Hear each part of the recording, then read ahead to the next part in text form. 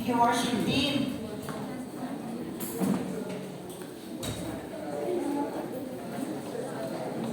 Okay. Okay, good morning po. Nagbabagyo sa labas. Dapat dito hindi nagbabagyo. Dapat dito nag-iinit ang pananampalataya. Amen! Okay. But anyways, marami ang wala. Kung ano man ang kanilang kadahilanan. So, we care for them. Diba na? Pag-pray natin sila mga kapatid na may mga pinagdadaanan sa buhay. Hindi natin alam, kanya-kanyang level lang yan ang mga dala-dala natin sa buhay. Pero hindi yung magiging hadlang, hindi magiging dahilan para hindi natin mapapurihan ang ating Panginoon. Hindi natin maibalik ang ating mga pasasalamat sa Diyos sa araw ng linggo. Amen. No? Kanina may nag-message sa akin, mag-ingat sa biyahe. Malayo ako sa Montalban. Ang mga senior, bawat dapat kailangan maingat na kami lumot, masemplang, no?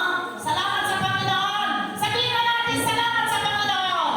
Salamat sa Panginoon! Hallelujah! Salamat sa Panginoon! Salamat sa Panginoon! Praise God! So, okay. Praise God sa ating worship team. Salamat sa Panginoon sa mainit ang presensya ng Panginoon sa atin. Salamat sa Diyos. At ang topic natin ay ang gospel in the marketplace. But anyway, tayo muna ay manalangin muna tayo. Tayo natin tumayo bilang magbigay pa puri sa ating Panginoon. Thank you, Panginoon, sa langit o Diyos. Maraming salamat at ilang Diyos. Salamat, Panginoon, sa buong mo, Panginoon, na pinagpala mo kami, mga anak o Diyos. At sinamahan mo kami sa bawat hakbang ng buhay namin. Sinamahan mo kami sa aming mga pinagdaanan. O Lord, ang bawat isa, alam mo mga pinagdaanan ng bawat pamilya. Alam mo, ngunit Lord, maraming salamat. O Diyos, narito kami sa bahay-sambahan, Panginoon, upang ibalik namin ang pasasalamat sa iyo, Panginoon. Upang ibalik namin ang nararapat na papurihan ka. At higit sa lahat, Panginoon, masambahan namin. Sambahin ka namin sa Espiritu at katotohanan, O Diyos. Lord, maraming salamat. Dalangin namin, O Diyos, ngayong umaga. Panginoon, mga kapatid namin na sa kanilang mga tahanan na wala dito, dami kasama, O Diyos. Ano man ang kanilang kinakaharap sa mga oras nito, Diyos. Lord, comfort them. Maranasan nila ang comfort mo, Panginoon. Hallelujah. Maranasan nila, O Diyos, ang yakap mo, Panginoon. Maranasan nila ang pilit ng pagmamahal mo sa kanila sa mga oras nito. May karamdaman ng Diyos. Lord, sa ngalan ni Jesus, Panginoon, maranasan nila ang kagalingan ng pumulas sa iyo, Panginoon. Lord, bless your word, Panginoon, sa topic ng ngayong umaga, gospel in the marketplace. Panginoon, dalangin namin pagpalain mo ito, pahilan mo ito ng iyong banal na Espiritu, Panginoon. Sapagkat lahat ng lumalabas sa bibig namin, lahat ng iniisip namin para sa iyo, ito po yung pagpuri namin sa iyo, Panginoon. Salamat sa iyo, kami panalangin sa iyo, sa ngalan ni Jesus, amin and amin. Pwede na tayo mag-upo. Okay, gospel in the marketplace. Series title. Okay. At binigyan natin ito ng tema na, sabi doon, the gospel is suited to all places for mission and evangelism. Agree ba tayo? Ang salita ng Diyos ay angkop, mabisa. Ano pa ba yung pwede natin sabihin sa suited na yan? Garantisado sa lahat ng lugar para sa mission and evangelism. In traveling, sarap mag-travel. Travel is blessing from God. Meron kang opportunity makapag-travel. Salamat at nakapag-travel ka. Kapag-travel tayo. Kung nga sabi ko dati, sana, kailan kaya makarating ang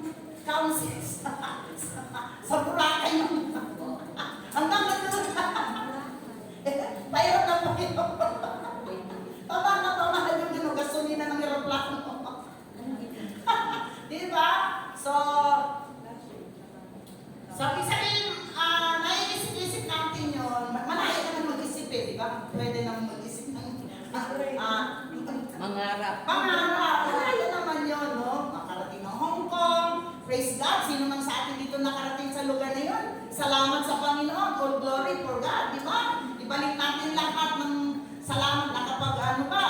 Mga Indonesia, mga Vietnam, ano ba yan? Nakakarating. Meron nakakarating. Salamat sa travel is a blessing from God. No? Meron kang opportunity.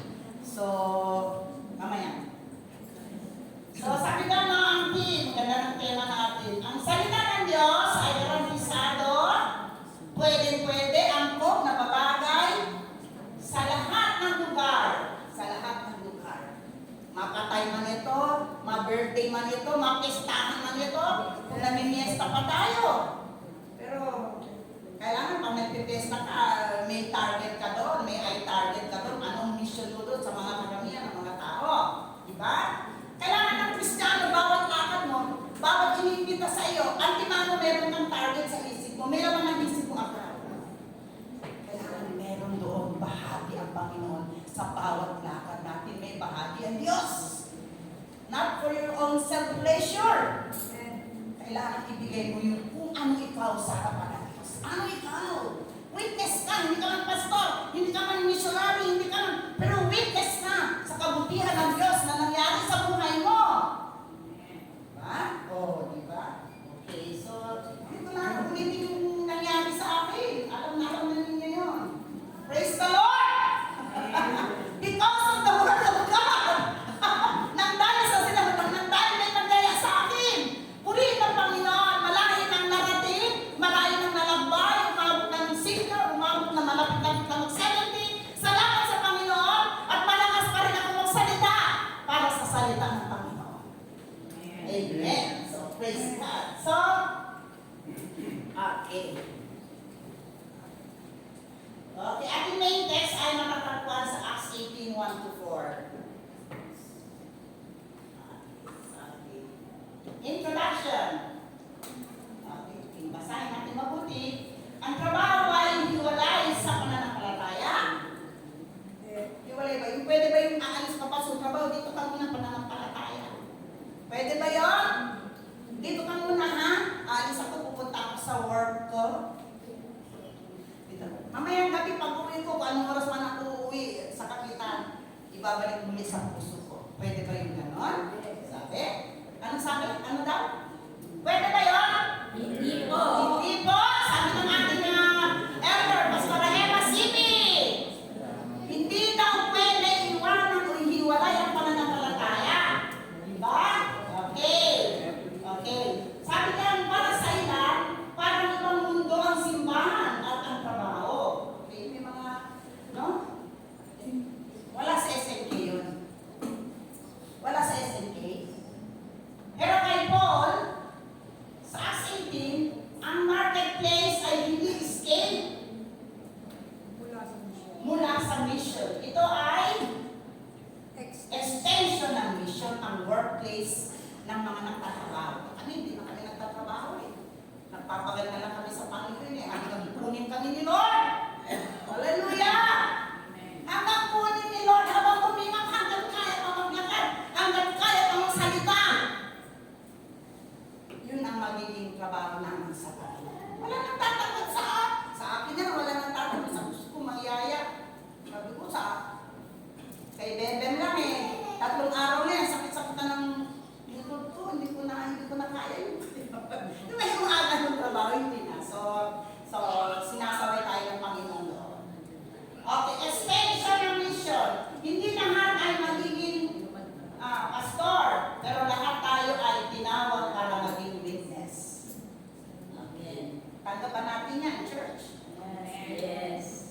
Tanggap natin yan, church. Amen. Hallelujah! Para sa lahat.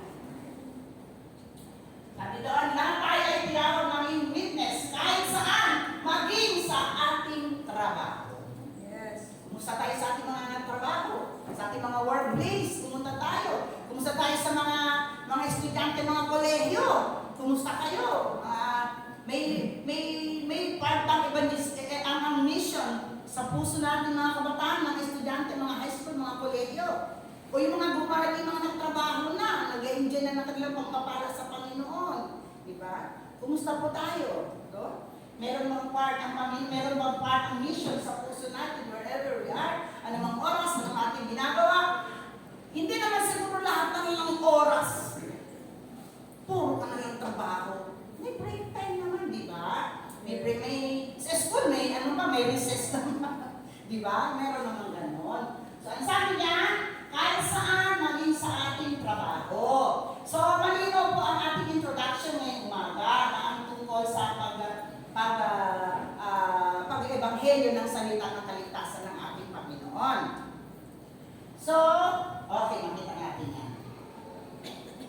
Sabi doon, ang marketplace ay hindi hadlang, kundi pagkakataon para magpahayag ang mabuting balita. Pag sinabing market, anong pumasok sa isip natin? Marketplace. Maraming tao po, di ba? Hindi lang palengke. Hindi lang sa palengke. Maraming tao sa piyesta, maraming tao sa birthday, maraming tao sa mga dagat. Lalo higit sa dagat. Maraming tao sa mga, yung mga may pag-swimming dyan. Hindi naman siguro yung dagat exclusive para sa inyo. I'm sure meron kayong mga kasamaang iba doon. Di ba? Kumusta ang posisyon mo sa Panginoon sa mga oras na yon? When you are in the swimming day, the swimming time, pleasure time. Yes. Kasama ba si Lord sa puso mo sa mga oras na yon? Amen. Or liwag mo si Lord? Or limot mo? No? Maliwanag yan sinasabi ang marketplace. At isa pa, sa palengke, pag napunta tayo lahat, nakita natin doon, di ba sa palengke, ang daming mga tinda doon, sari-saring tinda. So, ibig sabihin, kahit anong dadalhin nyo doon, mabibili. How much more the Word of God? Marami na tayo. Tatalunin tayo yung mga nagdalang supot. Tatalunin tayo. Dahil hindi natin pinapractice yun, hindi natin ginagawa yun na magdadala ng supot.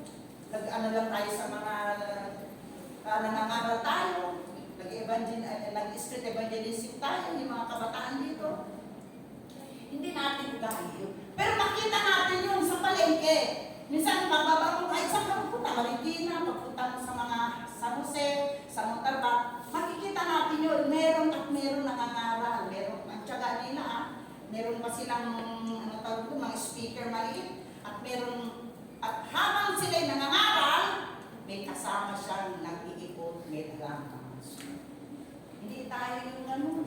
Pero ano nakikita natin doon? Yung kanilang kasipagan, yung kanilang pagle-labor para sa Panginoon. Di ba? Ipinapangaral nila, ipinapahayag nila ang salita ng Diyos sa maraming tao. Amen. Nararanasan na natin yung sa palengke yung ganun. Na hindi mo kilalang tao. Pero na-target mo siya. Sabi ni Ayon. Sabi ni Ayon ganun. Na-target mo siya. Bibili ka sa kanya. Nakita mo may bandage ang mata niya. Hindi ko siya kilala. Hindi ko siya nagpunta ako. Sabi ko, ano po nangyari sa mata niya? Sabi niya, yung na-operahan na daw yun sa ganun-ganun. Hanggang ngayon, so gusto mo ipanalangin kita.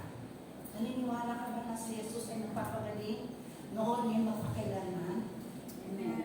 Diba? Yung mga ganung senaryo sa buhay natin, pag dinala ka sa isang lugar, wala kang kilala, wala kang nakitang kapitbahay mo.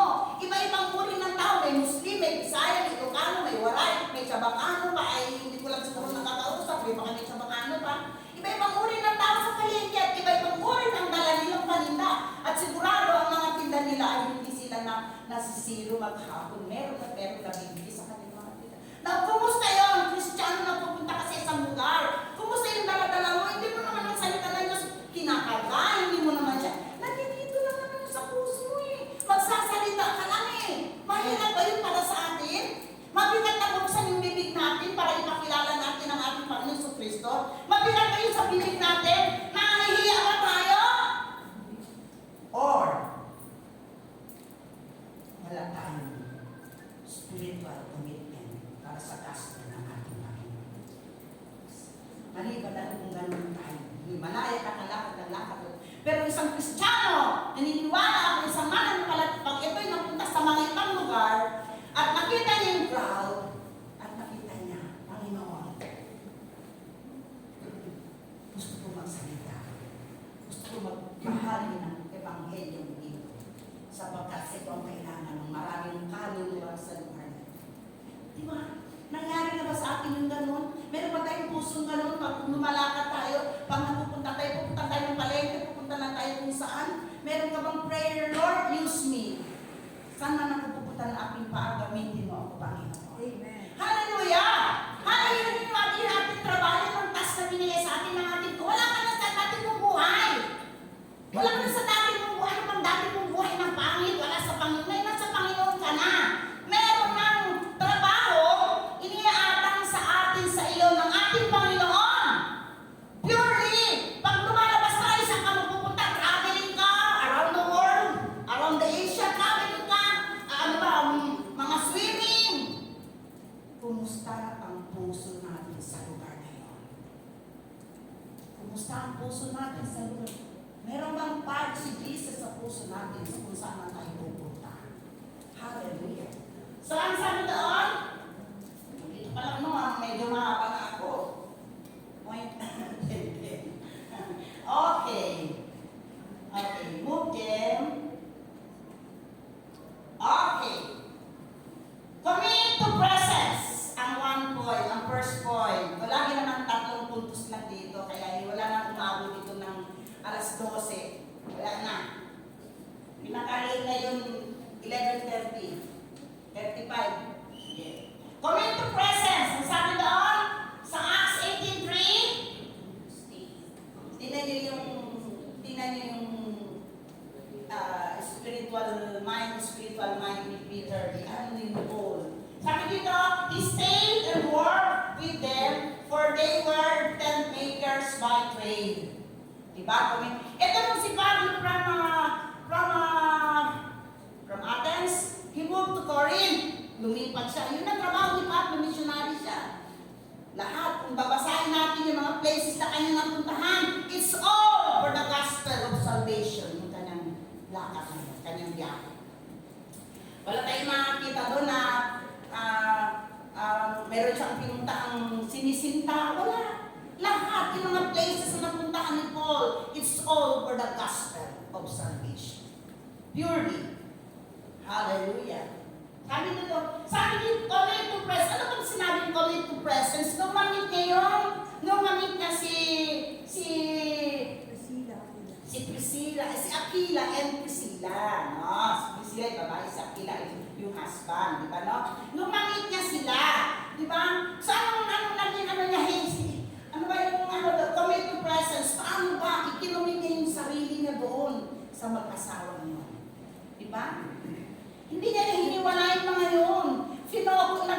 Focus na doon sa mag-asawang yon. Hindi niya na binitawan. Hindi niya nga ito hiniwalayan silang dalawa. Kumbaga, tayo kapag meron tayong natatarget for Bible study, pag meron tayong natatarget saan man, kapitbahay man, pamilya, pag meron tayong i-target sa kanila. Di ba, hindi natin sila, di ba, salitang makulit tayo.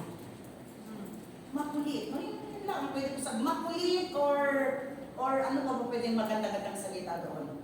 Bukod sa makulit, ha? Hinihikayat. Hinihikayat. Hinihikayat. Lagi mo na siyang kinukumusta. Lagi kang nagpapakita. Lagi kang nagpapacharming sa kanya. Lagi kang nag-i-smile. Kumusta? Smiling face ba sa labas? Ha? Smiling face ba? I'm sure mga seller na grabe mga yan. Lagi smiling face, lagi isang chat, lagi smile na smile yan. Diba? Yan, smiling. So, yung character kay Paul, makita natin yung pagkumita ng presence for para sa gospel ng ating Panginoon. Yung mag-asawa, hindi niya nabinitawan. Dapat ganun tayo. Meron ba tayong pusong ganyan? Pag meron tayo nga nakikilala, magiging ita-target na natin yun for evangelism, for sharing the word of God. Diba, no? He made friends with them. Ang sabi doon, no? Ang sabi doon, okay, sabi doon, focus na siya na hindi Hindi niya na sila nilayuan, sabi doon, yung salitang bakuran. Kumbaga sa basketball, yung ginwardyahan na. Yes. Ginwardyahan na, no? Ginwardyahan. Binakuran na. Ibig sabihin, ganun tayo dapat, no? Ganun si Paul. Nung makilala niya ng asawang yon, antimano, meron agad niya, ito ang pwede kong magamit para sa pag-ebanghelyo, para sa ministry. Bawat ministry, ito pwede kong gamitin itong mag-asawa. Una-una, makilala nila niya na ang Panginoon yung mag-asawa. Kung ating babasahin yung mag-asawa yung sa paglayag niya sa ibang lugar, kasama niya yung mag-asawa yun. Sa middle part, yung mag-asawa yung kasama niya na. Kasama niya na doon, nagpunta niya sa ibang lugar. Mga Italy, mga Ephesus, mga Galatians. Iniikot nila yung buong lugar ng Galatians. Iniikutan nila, kasama niya yung mag-asawa. So makita natin dito nung purely ang isip ng tao nito, ang tao nasa Panginoon, ang daladala, ang gospel lang sa Panginoon. Hindi kayo sabi ko, hindi naman bitbit ng salita, hindi naman ganun, hindi naman tayo ganun, di ba? Straight ka Panginoon, nandito na lahat sa puso mo yun, yung salita ng Panginoon. Yes. Just open our mouth. Yes. Just making friends with them. Maliban na lang kung friend, hindi ka friend, hindi man nangyayari yun. Pero kung ikaw ay pala kaibigan, kung ikaw ay pala bati, kung ikaw ay wala, hindi ko na alam. Kung ikaw ay charming. Charming talaga. Yung ba yung pala bati? Kamusta ka? Di ba yung mga ganun may taon, ganun, tapos ganun tayo. Approachable. Approachable. Sabi nga yung ganun daw, approachable. Dapat approachable tayo. Kasi ikaw yung may dala ng susi, ikaw yung may dala ng produkto, dapat approachable tayo. Amen. Hallelujah! Approaching niyo yung pagpasok sa church. Parang walang nakita. Tapos hindi kasama pa pala ng ibang bisita. Oh my God. Diba? Nandiyan ka lang nakaupo. Ano na yan? Blessing pa tayo sa oras na yun. Pumasok ang kasama natin. Pumasok ang kapatid. Pumasok ang mga senior. Pumasok ang setters. Binabati pa natin sila. I-practice natin yung maging pag-aaral tayo, kapatid. Amen. Practice ng church. Kasi yung binos ni Pastor yung sa Japan, di ba, Pastor? Nakita ko rin yun eh. Nakita ko rin yung mga bata na tinuruan ng mga magulang maging respeto, yung gano'n, maging sa school. Yes. Di ba? Nakita ko yun eh, no? Eh, binos ni Pastor sa Centers Group Chat. Dapat gano'n tayo. We welcome each other. Do you welcome natin yung mga pastor? Welcome natin yung sign of love, sign of respect. Hindi mo pagkutang sigado, huwag kang suplada, huwag kang pili mo kung sino ka. Huwag tayo ganun. Isa yung pamilya natin, we are all body of Christ. Amen. Kung kaya tayo, hindi ka body of Christ. Correct. Siyempre, hindi ka babae. Gusto mo body of Christ ka. Diba? Yes. Gusto mo kasama ka sa pamilya ng Diyos. Hindi ako babae, hindi ako kasama ang pamilya ng Diyos. Hindi ako babae, wala lahat ang aking pag-labor sa Panginoon. Lahat ang aking pagsisikap, hindi ako babae, hindi ako magiging kapamilya ng ating Panginoon. Yeah. Diba? Alam mo, hindi ko tinawag, bigat ngumiti yan. Yes. Oh, diba? Correct. Sabi ko lang na ito, diba? Masarap i-welcome natin kahit once a week na lang tayo magkikita, hindi pa ba natin sila babatiin? Correct. Amen. Batiin natin po, sign of love. Yes. Kung dating ugali mo ay kung ano man yan, ngayon, ikaw ay new creation na, and the old one is gone na yun. Old, new creation ka na ng Panginoon. Hello, mga kabataan. Hello, mga college students. Hello, mga YA. Hello, mga YC. Hello, sellers. Hello, all departments of this church. Kung tayo na sa puso, bago na tayo nilang, wala na tayo sa darkest moment, nandito na tayo sa maliwanag na moment ng buhay natin. Dapat bagong-bago na ang Rebecca. Amen. Palabati na, kalangiti, hindi nakikita na nga eh. May problema sa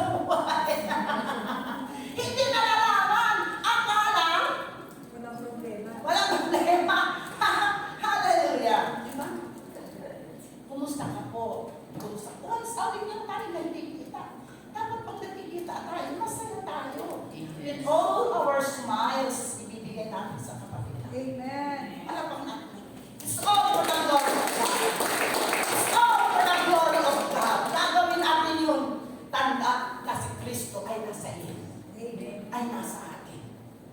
So, check mo yung sarili mo. Check natin yung sarili natin.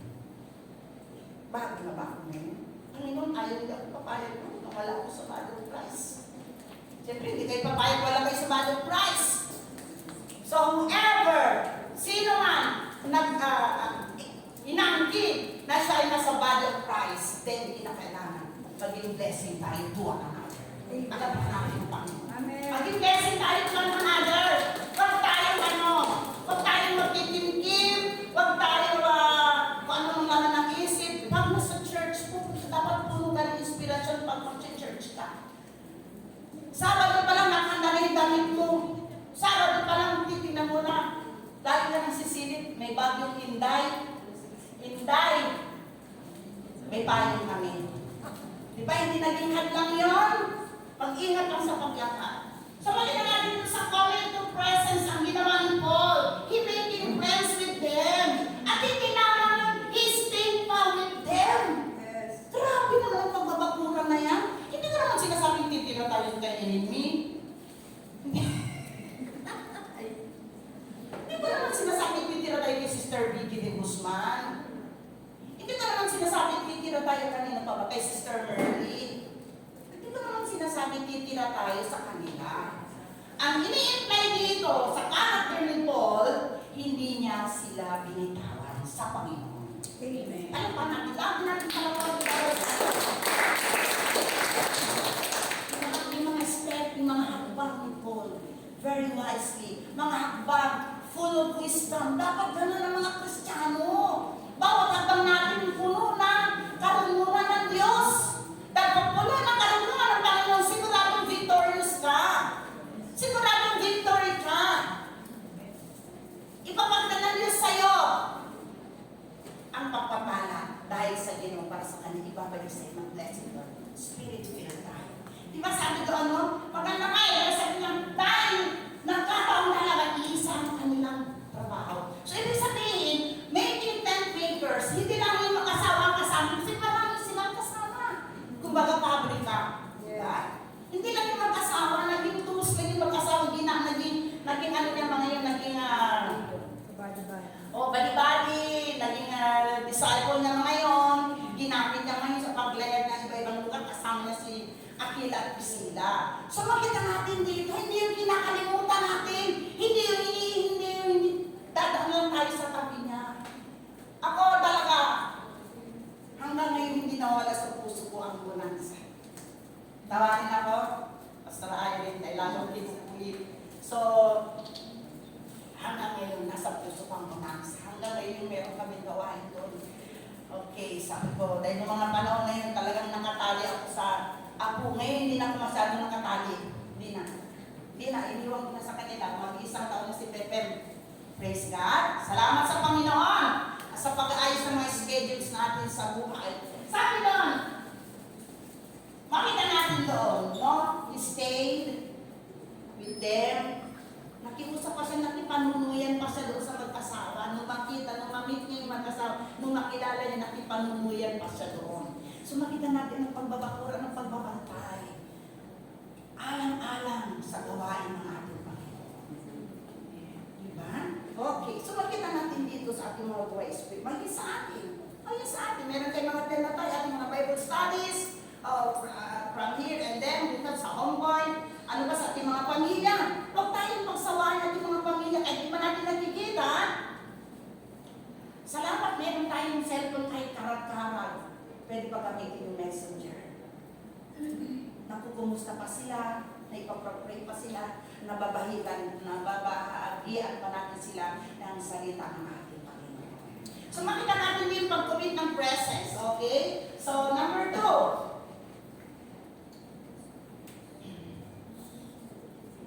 Okay, cultivate relationships no, hindi naglalayo sa commit to presence, di ba? Hindi naglalayo, cultivate. Ang cultivate naman, naalala yung panahon ng pandemic, halos hindi tayo makalabas kasi umuwiin, bawal, kanya, lalo mga senior. Uwi kayo mamaya kasi yung panahon, wala pang bakuna, may mga COVID, may mga virus. So, ano nangyari mga kababaihan? Di ba naging plantita? Mga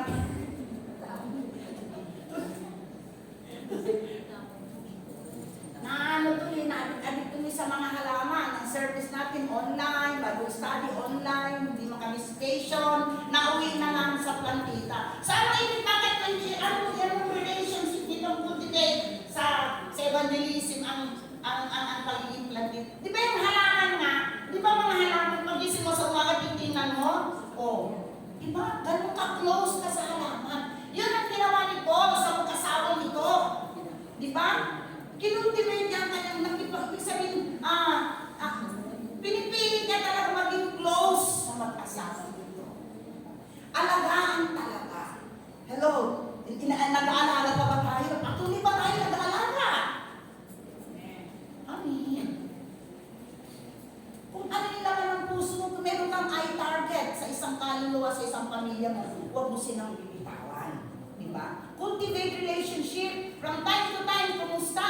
Kumusta? Pray. Share the word of God. Kahit isang verse lang, importante na doon ang presence mo sa Kanya. Kahit hindi man kayo magkatabi, pero ang relasyon ninyong bawat isa, nandun kahit online, nandun pa rin yung relasyon natin sa bawat isa. Sa mga, kasi mga lovers natin, mga friendship natin, kapitbahay natin, hindi pa sila ligtas lahat.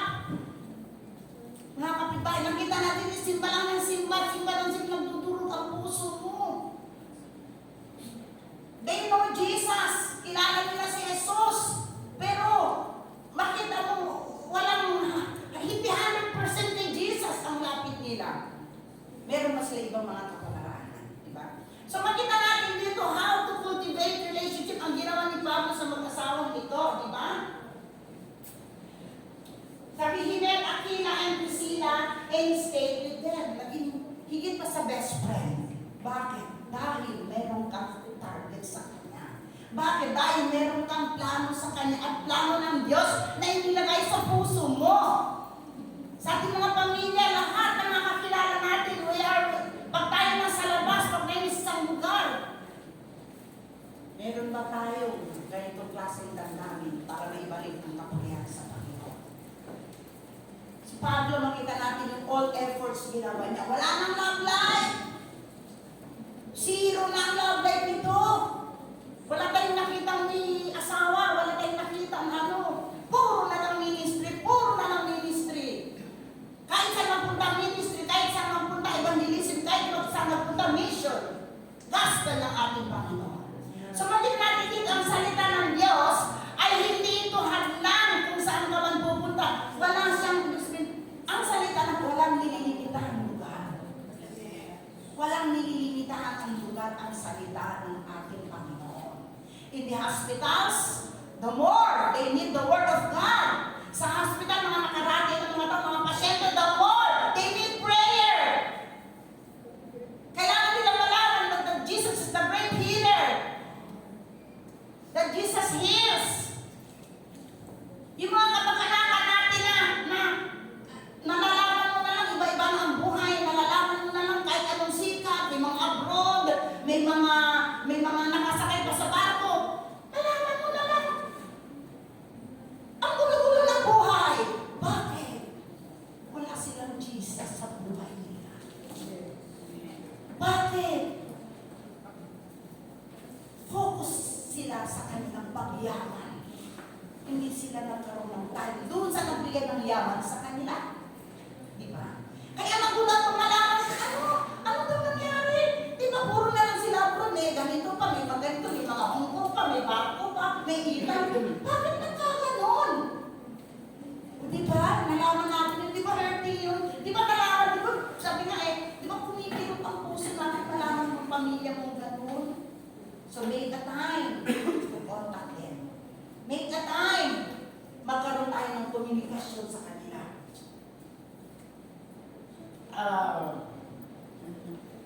Meron akong pamangkin na sa Qatar. So, magandang sweldo, malaking sweldo, provider ng pamilya. But hindi ko siya nakikita. Unbeliever. Mabuti siyang anak, mabuti siyang kapatid. Di ba lahat ng mabuti meron siya? Giver. Dumating sa puntong ito. God made a ways. Gumawa si Lord ng way. Alam ko bawat pangyayari way ito ng Lord sa bawat buhay ng tao. Nalaman ko, lagi ko lang kausap si mami niya, yung panganay kong kapatid. Sabi niya, Bek, sabi niya, pray for Joanna. Sabi ko, bakit naman? Sabi niya, meron daw stage 2 breast cancer. Sabi ko gano'n. Alam mo, sabi ko, ate, lahat na nasa kanya. Pero there was ever a time kaya na nagpasalamat siya sa Panginoon. There was ever a time kaya na gusto niyang kilalanin si Lord sa buhay niya at para masalamatan lahat ng binigay sa kanya. Traveling, kung saan-saan ba yan, may magandang bahay. Yung mga ganun ba, meron sila. Meron kayong pagkakataon. Kaya sabi ko, making short story, ngayon alaga ko siya sa Panginoon. Every time, nagpapadala ko ng mga voice clip, prayer, nagsishare ako ng gospel, yung Psalm 23, sinishare ko sa kanya. Sumasagot naman, thank you, Auntie. Thank you, Auntie. So yung mga way, sabihin na natin, isiksik mo yung sarili mo. Isiksik mo yung sarili mo, magpakilala ka, ano ka sa kanya. Huwag mo siyang tatantanan. Para lamang kay Jesus itong ginagawa natin. Para lamang ito kay hindi para sa atin, kundi lahat ng ginagawa mo, ng effort, ng pag-labor mo, para lamang ito sa kapurihan ng ating Panginoon. So yun, so magiging natin gawin yung cultivate relationships natin sa mga kaibigan, lahat ng mga katrabaho natin sa mga workplaces natin. Praise God! Meron ba tayong kino-cultivate? Meron ba tayong kina-eye target sa ating mga trabaho sa mga schools? Mga college, mga high school? Talagang puno-puno kayo dito ng pag-aaral evangelism ng inyong mga pastora. Nakikita ng mga segar nyo. So meron na kayong wisdom, meron na kayong knowledge about the word of God, about how to say, about how to tell, about how to preach who Jesus is in your life. Amen. Hallelujah. Mga trabaho natin, mga friendship natin sa work, mga pumapasok tayo in the morning, sabay-sabay tayo nagta-timing hanggang pag-uwi. Sabay-sabay tayo nang nagta-time out. Meron ka bang naging bahagi ang Panginoon sa oras ng trabaho mo? Oras ng break time? May nagawa ka pa para sa creator ng buhay mo? Hallelujah. Sa mga big companies, nangyayari yun. Mga nagaganda ang kotse, pag-akyat sa mga kompanya nila. Ganun na lang ba? Labas-pasok na lang ba? Wala bang nagawa para kay Jesus? Wala bang motivation? Wala bang nakikipag-close tayo? Feeling close? Yes! Gusto ko magiging close sa'yo para lang may pakilala ko sa'yo kung sino si Jesus sa buhay ko! Amen. Hallelujah! Na dati masama, dati manunugan kayo ng ito! Walang ibang akad hanggang sa mamatay. Gusto ko naglilip ko ako sa Panginoon. Hanggang kunin ako ni Lord. Gusto ko, hindi naman ako pipi. Malakas pa boses ko. Gusto ko, patuloy ako nagpapahal kung sino si Jesus sa buhay ko noon, ngayon, magpakailangan. Okay? Okay. So makita natin ba anong ginawa ni Paul? Mga third steps ni Paul. Cultivate relationship. Ganun tayo. Kumusta yung mga kumari natin? Kumusta yung mga friendship natin? Kumusta yung mga best friend natin sa buhay? Lagi tayo nagkikita, lagi tayo mayroong gimmick, lagi tayo saan-saan namamasyal. Kumusta si Jesus sa puso mo? Naibabigay mo ba sa kanila? Na-share mo ba sila sa Jesus? O nagpapaano na lang tayo, nagpapabunggahan na lang ba tayo sa ating mga buhay? Si Jesus wala na, hindi na nagbibigyan ng atensyon ng ating Panginoon na siyang nagbibigay kung anong meron tayo sa buhay natin. Hallelujah. Makita natin si Paul, he stayed with them. Binakurang na ni Paul sila. Hindi na sila binitawan. Hindi na sila tinatanan ni Paul. Dapat ganun tayo. Mga strategy, mga hakbang. Para tayo makapag-mission ng ating para sa ating Panginoon. Okay? So, okay. Pray na tayo. Mabilis. Para ko yung speaker natin ng anniversary. Kababayan ko pala yung isang aming birth of place. tsagakaan pala yun. Praise God. Salamat kay Pastor at ganun pala yun. So, eto. Dito po tayo magtatapos. Kaya lang, hindi ko alam kung anong gagawin ng Panginoon dito sa punto ito. Para sa ating lahat. Ang pagtuturo tayo, para sa paano pagtuturo ang Panginoon gagawin sa atin. Hallelujah. Praise God. Hallelujah. Tayo po naisip na inamon sa akin. Sabi ng speaker natin, we're running out of time. We're running out of time. Hallelujah. Marami tayong mga ginugugulan ng buhay natin. Ginugugulan natin. Marami tayong ginugugulan ng buhay natin sa mga kasayahan. Saan tayo magpupunta. Meron ba tayo nito communicate boldly? Meron ba tayo nito na hindi kayo maghihiwalay na hindi mo binahagi ang salita ng Diyos? Meron ba tayo nito na nagpaalam ka na sa kanilang tahanan na hindi mo binahagi si Jesus sa buhay nila? Sabi dito, communicate boldly. Pag sinabing boldly, matapang. Diba? Matapang, maalab, marundog. Boldly. Hindi yung parang basang sisiw. Kailangan matapang ang karakter mo nakita sa buhay mo. Sino si Jesus? Dahil bakit matapang ka? Bakit boldly? Bakit matapang ka magsalita? Kasi dahil si Jesus, naranasan mo sa buhay mo. Amen!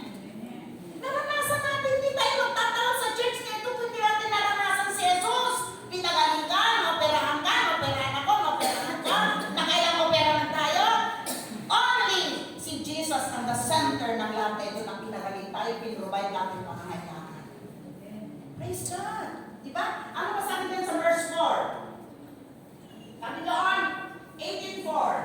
Every Sabbath he listened in the synagogue, trying to persuade Jews and Greeks. Tuwing pahinga, lagi siya nag-release, lagi siya nagsasalita. Walang kapagod-pagod. At ano sabi doon, in the synagogue, trying to persuade. Patuloy sila binihikayang pagod. Talag may kakulitan talaga nung kailangan pala sa atin, may karakter pala tayo gano'n. May sabihin pang meron kami itong kasing karakter, hindi ka sumusuko.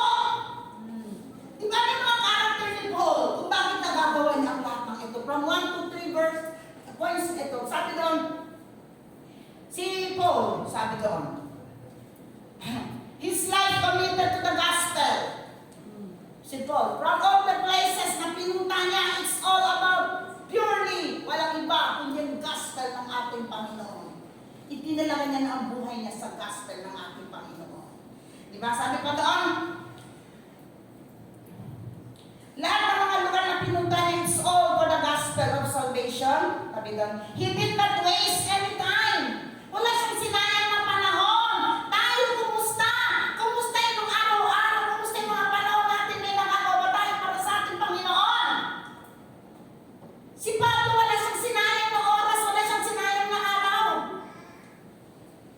Talagang ginwardyado na yung mga tao ito. Yung reason ang nagsasalita sa maraming tao. Maraming tao sa public, mga kasamahan nila naggumagawa ng time. Hindi namin yung pagtawin-tawin niya, paglalayag niya, pagtatravel niya sa mga lugar. Sabi mo sa inyo, travel is a blessing. Makita natin yung mga lugar na yun. Travel sa pagka natin sa buhay ni Paul, bawat travel niya, isang focus niya, ano yun? Mission para sa Panginoon. Di ba no? Amen. Hallelujah. Hindi siya napapagod. Tayo ba? Saan ba ang kasamang natin? Ministry of pleasure. Saan ba tayo dito? Ilang porsyento sa self-pleasure? Ilang porsyento na ibibigay natin sa Panginoon? Diba? Praise God! Hallelujah! So, okay, ano sabi doon? He did not waste any time. He always takes the opportunity. Praise God. Praise God. Hallelujah. Ang sabi doon, yung journey ni Paul sa mission, hindi siya napapagod, hindi siya nagsasawa, at hindi siya sumusuko. Sa kanyang journey ng mission ni Paul, mga places na hindi siya. Kita natin sa character ni Paul. Dahil committed ang buhay niya sa gospel na committed siya sa calling sa kanya ng ating Panginoon. Lahat ba tayo dito tinawag ng ating Panginoon? Lahat ba tayo dito ay witness ng kabutihan ng Diyos? Sagot po kayo. Amen. Sagot kayo. Amen. Say amen malakas! Praise God. Hallelujah. Lahat tayong witness ng Lord. Lahat tayong tinawag ng Panginoon. Dahil hindi tayo pinatawag ng Diyos, hindi mo nakilala si Jesus. Ako nagmamali mo, Mama Jumang, tawagin ako ng Panginoon. Salamat sa Lord. Binago ang buhay ko. Hallelujah. Ayan si Pastor Alex Garcia. Dati pa yan. Kaya hindi niya ako makalimutan kahit ito mga matatanda na kami. Dati pupunta pa yan sa Bonanza, yung panahon na talagang mahint ako magpapasongin doon sa Bonanza. Tabak-tabak ko pa noon. Pupunta yan sa bahay si Brother Alex. May dala-dala pang gitara. Ganun siya katsaga noon. Ganun siya katsaga sa akin na magpapractice kami. Hindi ko nakakalimutan yung pastor. Hindi ko nakakalimutan yun. Di ba, no? Kaya sabi doon,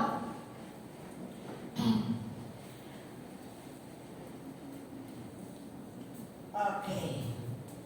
Kumusta ang commitment natin sa salita ng Diyos? Kumusta ang commitment natin sa salita ng ating Panginoon? Are we committed to the gospel? In our workplace? In our neighbors? In our friends? In our relatives?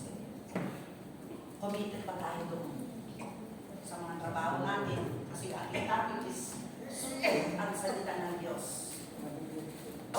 Suited ang salita ng Panginoon sa ating lugar para sa mission and evangelism. So, iwanan ko to sa inyo ngayong umaga. Kumusta po tayo sa ating mga workplaces na yan?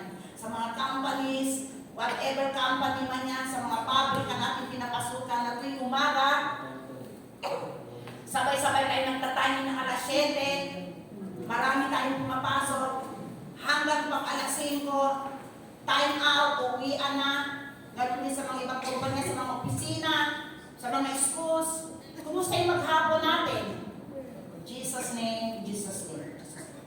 Kumusta yung maghapon natin? Meron ba tayong nagbigay para sa Panginoon? May nagawa tayo para sa akin? Okay. So ating para conclusion natin ngayong umaga. Conclusion na po tayo. Hindi mo kailangan baguhin ang karir mo para maglingkod sa Diyos. Gamitin mo ang karir mo para sa Kanya. Diba? Binigyan tayo ng word ni Lord. Binigyan ka ng magandang trabaho, magandang buhay. Bisanin nyo na gagamitin mo para sa paglingkuran mo ang ating Panginoon. Praise God. Okay?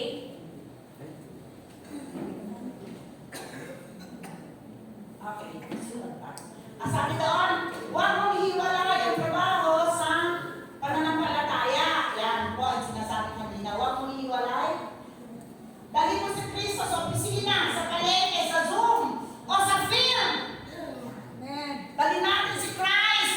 Kahit saan man ang trabaho ang posisyon mo, saan man ang buhay mo sa maghapon, ang sabi ng series, ating pattern, ating outline, dali mo si Kristo. Saan ka man naroon? Sa field, sa school, sa company, nagtatrabaho ka man, nurse ka man sa ospital, teacher ka man, ibig sabihin, bit-bit mo si Jesus. Lahat ng oras sa puso. Hindi ka kukuba-kuba. Nandito lang siya sa puso mo. Dalhin mo si Jesus. At ito ang ibabahagi mo. Ipakilala mo si Jesus sa kanya. Saan na lugar tayo pupunta? Hallelujah. Amen. So, praise God. Salamat sa Panginoon. It's a quarter to 11. Ang sabi doon, meron pa dyan. Sabi doon, tingnan niyo mabuti ito. Your workplace is not a job site. It's a Jesus site. Amen. Malapakan natin ang Panginoon. Malapakan natin ang Panginoon. Sabi doon, ang trabaho mo daw ay hindi lamang lugar para sa trabaho, kundi ito ay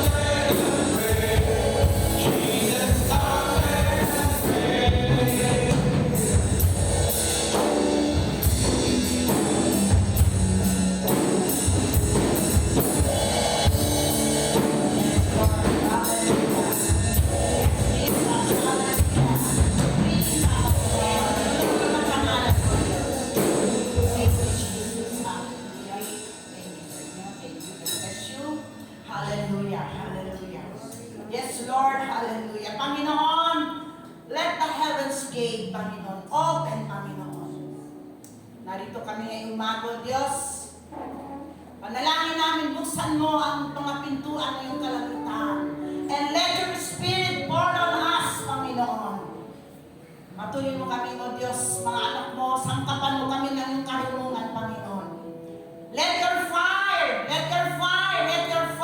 Panginoon, i-pour out mo sa amin ang iyong kapangyarihan, ang iyong wisdom, Panginoon, para maging epektibo kami, Panginoon, pagdating sa mga mission and evangelism. Saan man kami dadalhin ang mga pa, sa mga workplaces, Panginoon, sa trabaho man, Panginoon, sa mga kapatiran, sa mga neighbors, O God. Lord, gawin mo kaming pagpapala sa bawat lugar namin pupuntahan. Sa mga pagka-travel namin, Panginoon, sa mga kasayahan, Panginoon, sa mga pasyalan, Panginoon. Hindi ka namin ikaw kaliligtaan, ipakilala sa bawat tao aming nakakasalamuha, Panginoon. Lord, hallelujah. Tunay nga, O Diyos, ang gospel mo, Panginoon. Nasa maraming tao, Panginoon. Ang salita mo suited, Panginoon. Ang salita mo ay makapangyarihan. Ang salita mo ay garantisado. Pwede, napabagay, napapanahon para sa mga maraming lugar na katao-tao, Panginoon. Lord, let your fire, Panginoon.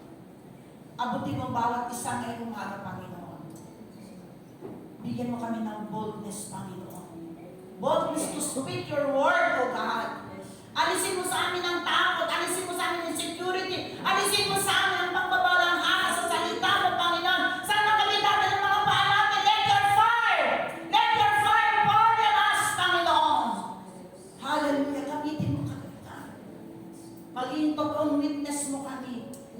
Magiging garantisadong witness mo kami. Ipapakilala ka namin kami in a simple way. Hindi man kami magaling magsalita, hindi man kami magaling mag-preach, hindi man kami magaling mag-English, hindi man kami magaling magpaliwanag, but Lord, bigyan mo kami, Panginoon, sa simpleng kapamaraanan. Epektibo, suited, na ikaw, Jesus, is the Christ, is the King, is the Lord, the Savior, the great healer, Panginoon. Tulungan mo kami, O Diyos, maging garantisado kami pag kami nasa labas, Panginoon. Every time nasa labas kami, Panginoon, hallelujah, Lord, meron at meron kami maibabahagi para sa kalwalatian mo, Panginoon. Patawanan mo kami, O Diyos. Many times, Panginoon, na-fail kami sa pag-preach ng gospel mo. Many times, nagkakasala. Many times, napapabayaan ka namin sa buhay namin. Saan lang kami napupokus kami sa aming pagsarili, kaligayahan. And hindi ka na namin nilelegt ka na namin, Panginoon. Lord, patawad, Panginoon. Patawagin, Panginoon. Hayaan mong buksan mo mga mata namin.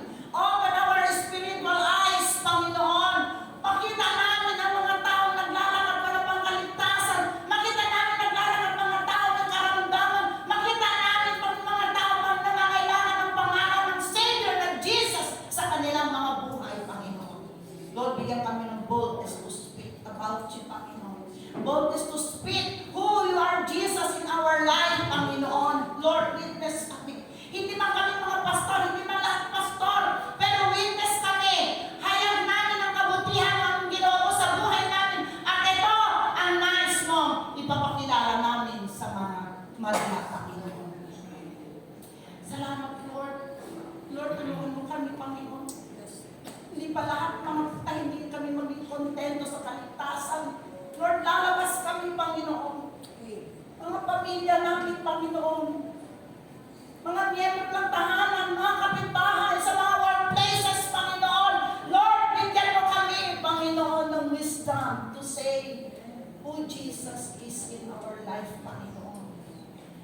Hallelujah. Sa mga traveling namin, lahat na napupunta namin lugar, lahat, Panginoon. Kahit sa mga simple-simple lugar lang, Panginoon, Lord, I pray ng wisdom mo parating nasa puso namin.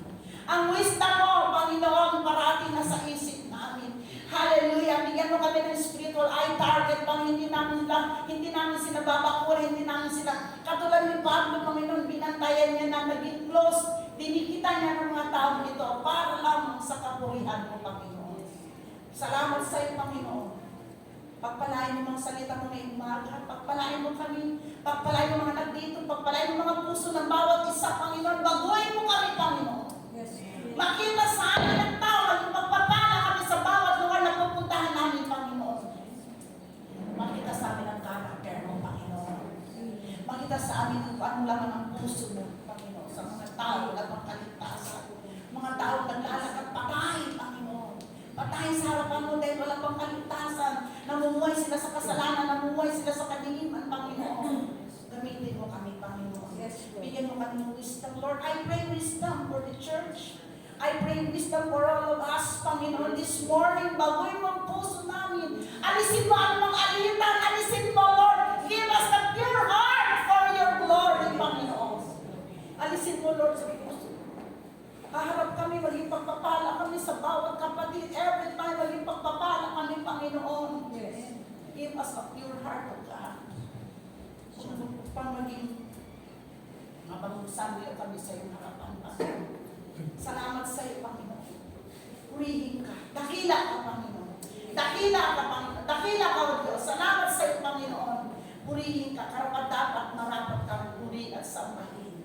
Ito ang samang panalangin sa iyo kay Kristo Jesus.